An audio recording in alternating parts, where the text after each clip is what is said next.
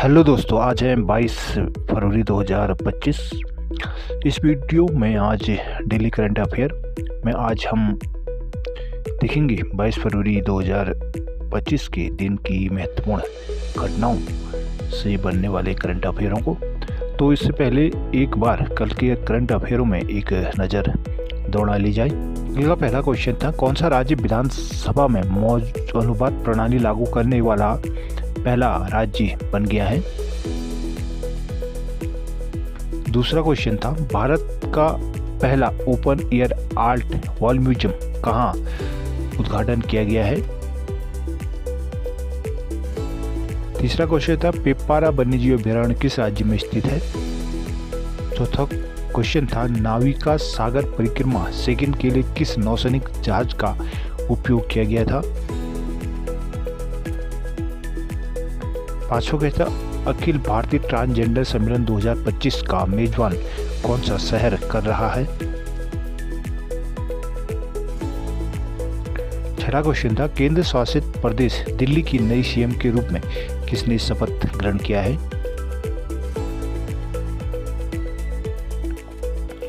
और सातवां क्वेश्चन था, हाल ही में भारत ने चुनाव आयुक्त के रूप में किसे पदभार ग्रहण किया है। आठवां क्वेश्चन था, हाल ही में चर्चा में रही मिसिंग जनजाति का मुख्य त्योहार कौन सा है।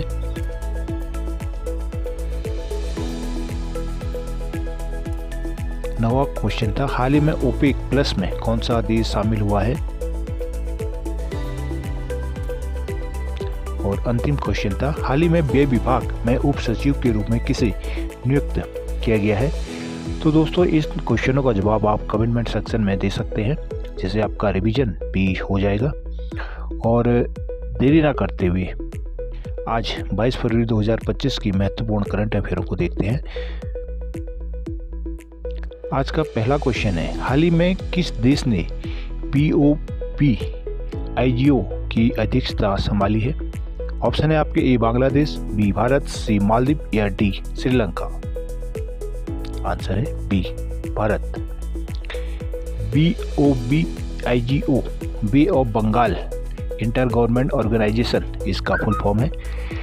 इसकी अध्यक्षता भारत ने संभाली है। 21 फरवरी 2025 को भारत ने मालदीव में आयोजित 13वीं गवर्निंग काउंसिल की बैठक के दौरान आधिकारिक तौर पर बंगाल की खाड़ी अंतर सरकारी संगठन BOPPIGO की अध्यक्षता ग्रहण की है। यह संगठन बंगाल की खाड़ी क्षेत्र में क्षेत्रीय सहयोग और सतत विकास के प्रति अपनी प्रतिबद्धता पर जोर देता है। भारत ने बांग्लादेश से इसकी अध्यक्षता हासिल की है। अगला क्वेश्चन है, एक दिवसीय अंतर्राष्ट्रीय क्रिकेट में 11,000 रन बनाने वाले दूसरे सबसे तेज खिलाड़ी कौन बने हैं। ऑप्शन है, ए विराट कोहली, बी रोहित शर्मा, सी बाबर आजम या डी स्टीव स्मिथ। आंसर है बी रोहित शर्मा। रोहित शर्मा एक दिवसीय अंतर्राष्ट्रीय ओडीआई में 11,000 रन बनाने वाले दूसरे सबसे तेज खिलाड़ी बन गए हैं। उन्होंने आईसीसी चैंपियन ट्रॉफी 2025 जो आजकल चल रहा है, बांग्लादेश के खिलाफ भारत के शुरुआती मैच के दौरान यह उपलब्धि हासिल की है। रोहित ने 261 पारियों में यह मुकाम हासिल किया है। वह केवल विराट कोहली से अभी पीछे चल रहे हैं। उन्होंने 222 पारियों में यह उपलब्धि हासिल की थी।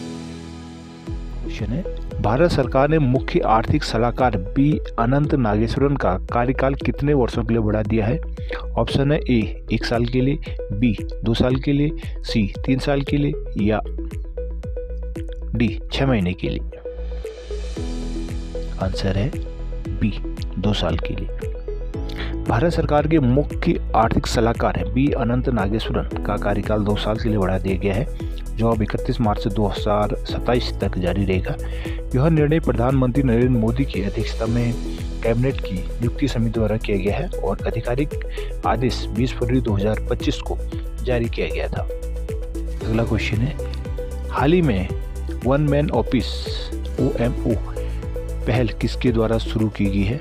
ऑप्शन है, ए नीति आयोग, बी LIC या सी DRDO या डी ONGC। आंसर है बी LIC। भारतीय जीवन बीमा निगम LIC ने अपनी बिक्री बल को सशक्त बनाने और पॉलिसी धारकों को 24/7 निर्बाध डिजिटल सेवाएं उपलब्ध कराने के लिए 17 फरवरी 2025 को one man office OMO online सेवा शुरू की है। अगला क्वेश्चन है, पूसा कृषि विज्ञान मेला 2025 का आयोजन कहाँ किया गया है? ऑप्शन है ए नई दिल्ली, बी जयपुर, सी पटना या डी वाराणसी। आंसर है ए नई दिल्ली। केंद्रीय कृषि और किसान कल्याण मंत्री शिवराज सिंह चौहान ने 22 फरवरी 2025 को नई दिल्ली में पूसा कृषि विज्ञान मेला 2025 का उद्घाटन किया। श्री चौहान उद्घाटन समारोह के मुख्य अतिथि भी हैं और भारतीय कृषि अनुसंधान परिषद, भारतीय कृषि अनुसंधान संस्थान ICAR का पूसा कृषि विज्ञान मेला 2025 22 से लेकर 24 फरवरी 2025 के दौरान आयोजित होने जा रहा है। मेले का मुख्य विषय इस बार कृषि, उन्नत कृषि, विकसित भारत है।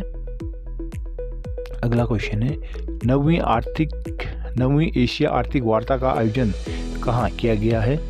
Option A Pune, B Bengaluru, C Chennai या डी गांधीनगर। आंसर है पुणे।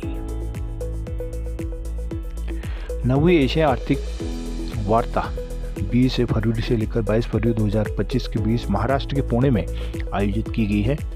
यह वार्ता 3 दिनों तक चली। इस वार्ता का आयोजन पुणे अंतर्राष्ट्रीय केंद्र के सहयोग से किया गया है। इस वार्ता के जरिए एशियाई देशों के बीच आर्थिक सहयोग और साझेदारी को बढ़ावा देना है। इस वार्ता में आर्थिक विखंडन की चुनौतियों से निपटने और लचीलेपन और पुनरुत्थान के लिए कार्रवाई योग्य विकल्पों की पहचान करना है। इस वार्ता के चर्चा के जो मुख्य विषय इस बार शामिल किए गए थे उसमें कृत्रिम मेघा या AI, ऑटोमेशन, जलवायु परिवर्तन, साइबर सुरक्षा, अफ्रीकी परिवर्तन, समुद्री अर्थव्यवस्था, अंतर्राष्ट्रीय मुद्रा प्रणाली, सूक्ष्म, लघु और मध्यम उद्योग थे। इस वार्ता में भारत और विदेश के राजनीतिक लोगों, वरिष्ठ सरकारी अधिकारियों, शिक्षाविदों, नीति निर्माताओं और उद्योग विशेषज्ञों ने हिस्सा लिया था। अगला क्वेश्चन है, हाल ही में जारी जलवायु जोखिम सूचकांक 2025 में भारत को कौन सा स्थान दिया गया है? ऑप्शन है ए पहला, बी तीसरा, सी छठा या डी सातवां। आंसर है इसका सी छठा। भारत सर्वाधिक प्रभावित देशों के में छठे स्थान पर है, जहां चरम मौसमी घटनाओं के कारण लगभग 80,000 विश्व की 10% मौतें हुई हैं और कुल वैश्विक आर्थिक नुकसान अगर देखा जाए तो 180 बिलियन अमेरिकी डॉलर रहा है, जो नुकसान का 4.3% है।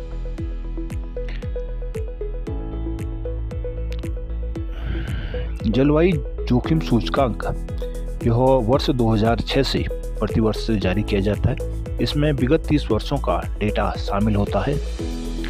वर्ष 1993 से लेकर 2022 की अवधि में जो रिपोर्ट जारी की गई है उसमें डोमिनिका, चीन और हॉन्डुरास चरम मौसम की घटनाओं से प्रभावित शीर्ष 3 देश है, जबकि म्यांमार, इटली और भारत अन्य अत्यधिक प्रभावित देशों में शामिल है। वहीं हमारे पड़ोसी देश पाकिस्तान, बेलीज और इटली 2022 में सबसे अधिक प्रभावित होने वाले शीर्ष 3 देशों में शामिल है और सबसे अधिक प्रभावित 10 देशों में से 7 निम्न और मध्यम आय वर्ग वाले देश इसमें हैं। भारत में जो अत्यधिक प्रभावित वर्ष रहे वो 1993, 2013, 2019 है, जिसमें हीट वेव वर्ष 1998, 2002, 2003 और 2015 में हीट वेव की वजह से प्रभावित रहा था। वहीं हुदूद एक तूफान आया था जो 2014 तथा अफमान जो 2020 में आया था, से भी विनाशकारी चक्रवातों की स्थिति भारत में मौसमी जोखिम के कारण रहे हैं। अगला क्वेश्चन है, मिसिंग जनजाति मुख्य रूप से भारत के किस राज्य में पाई जाती है? ऑप्शन है ए असम और अरुणाचल, बी मणिपुर और त्रिपुरा या सी झारखंड और बिहार या डी आंध्र प्रदेश और तेलंगाना। आंसर है ए असम और अरुणाचल प्रदेश। असम के सबसे बड़े आदिवासी समुदाय मिसिंग जनजाति ने हाल ही में एक त्यौहार अपना मनाया था, अली ए लिंगांग, जिसका नाम था। मिसिंग जो लोग हैं वो पूर्वोत्तर भारत के एक स्वदेशी जनजाति मानी जाती है जो तिब्बती बर्मी भाषा बोलने वाले तानी समूह का एक हिस्सा है। वे असम, अरुणाचल प्रदेश और तिब्बत में रहते हैं, जहां तिब्बती लोग इन्हें लुभास दक्षिणी कहते हैं। उनका जीवन नदियों, कृषि और मछली पकड़ने के लिए ही इर्द घूमता रहता है। अगला क्वेश्चन है, हाल ही में समाचारों में उल्लेखित बैक्टीरियल सेल्यूलोज क्या है? ऑप्शन है ए, कुछ बैक्टीरिया द्वारा उत्पादित एक प्राकृतिक बहुलक, बी, मिट्टी में पाए जाने वाला एक फंगल उत्पाद, सी, एक प्रकार का सिंथेटिक कपड़ा, या डी, उपरोक्त में से कोई नहीं।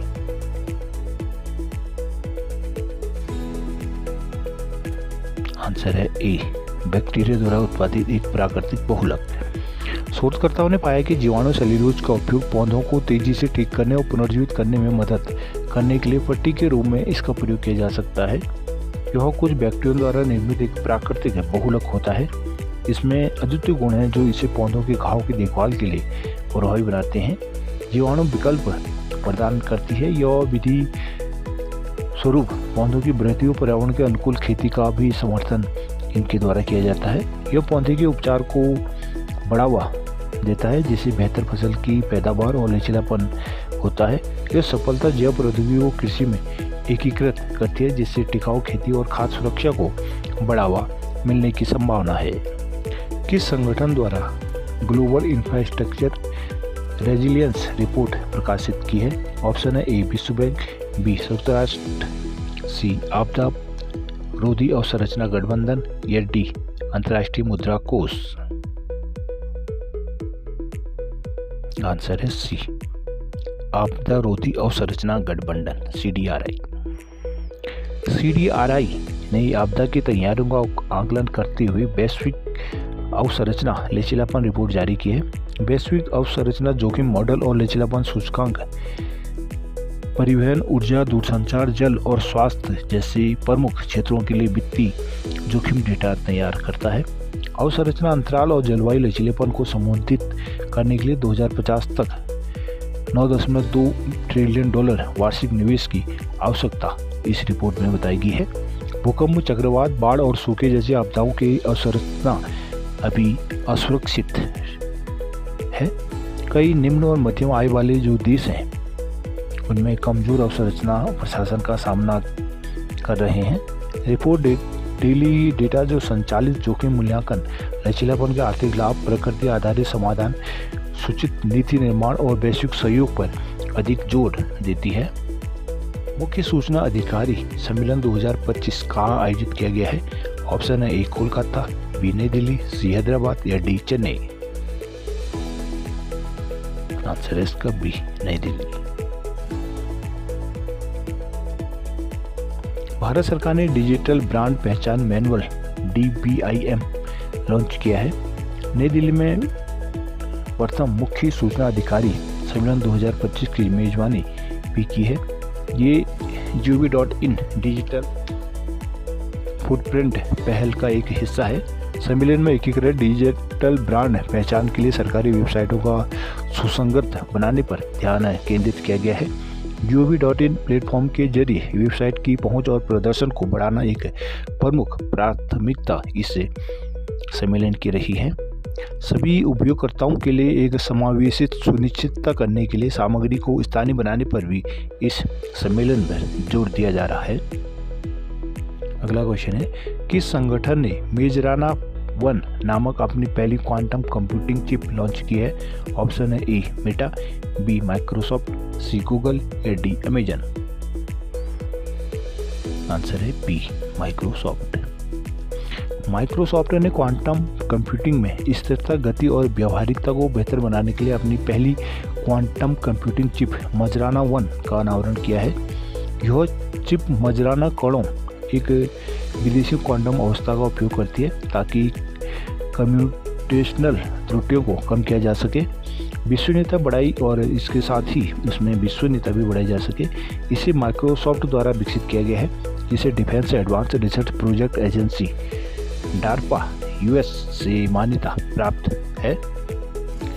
तो दोस्तों ये थी 22 जून 2023 22 फरवरी 2025 की महत्वपूर्ण करंट अफेयर। आशा करता हूँ ये वीडियो आपके लिए और आपकी तैयारी में एक नई आयाम जोड़ेगी।